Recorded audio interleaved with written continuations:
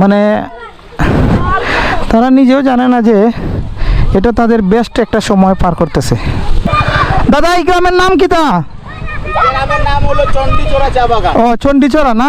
ও এই যে দেখেন কত সুন্দর, মানে শৈশবে ফিরে যাওয়ার মতো।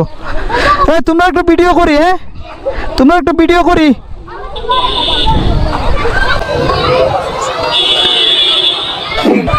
দাদা এই গ্রামের নাম কি তা?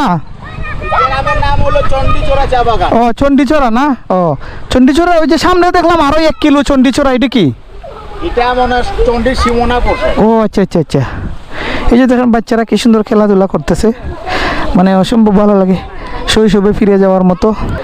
মানে তারা নিজেও জানে না যে এটা তাদের বেস্ট একটা সময় পার করতেছে।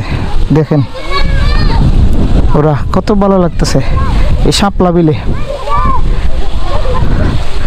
এই যে দেখেন, মানে তারা নিজেও কইতে পারে না, একসময় কিন্তু আমরা এগুলা এরকম খাটাইছি, তারা নিজেও বলতে পারতেছে না যে লাইফের বেস্ট একটা সময় তারা পার করতেছে।